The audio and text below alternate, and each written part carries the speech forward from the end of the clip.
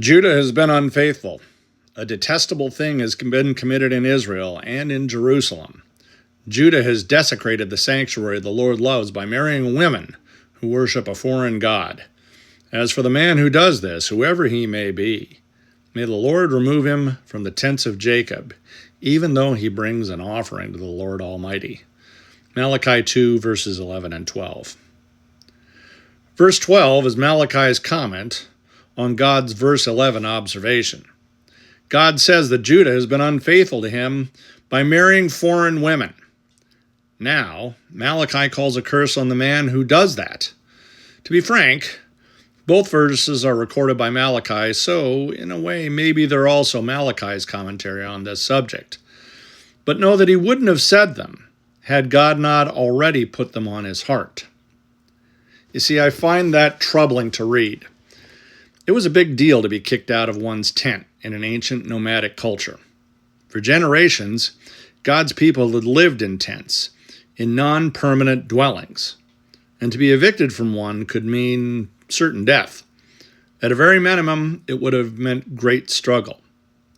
The people to whom Malachi's original prophecy was directed had lived in slavery in Babylon, and then they had only recently returned to an ancestral land that didn't contain the homes and buildings that previous generations had left behind.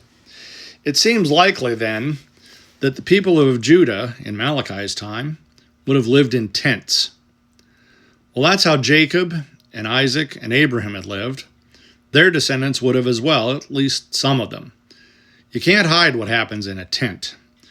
There isn't the sound baffle of walls. If you fight, or laugh, or cry, or speak, or make any other sound, someone was likely to hear you. It's still true today. If someone did something to dishonor God, to be unfaithful to him, it wouldn't take much for others to find out through the porous cloth walls of a tent. Imagine, then, the spiritual condition of Malachi's peers when their leaders were unfaithful to God, and it was barely hidden, not even concealed, and still they did nothing to stop it. Once again, is it any wonder that God would have been angry with his people? Or with us? Imagine our spiritual condition today.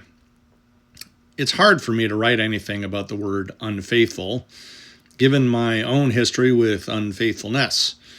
When I speak the word, I feel shame rise again in my throat, and the realization of how it feels to betray someone you love. Yet also don't forget what God said in Numbers chapter 24. How beautiful are your tents, O Jacob, your dwelling places, O Lord. How beautiful is the heart where God lives, where God takes up residency. God forgave me, and he helped me to repent, then to build something new, just like he yearned to do with unfaithful Israel in Malachi's time, just like he yearns to do with us in our own modern tents. And it's still true today.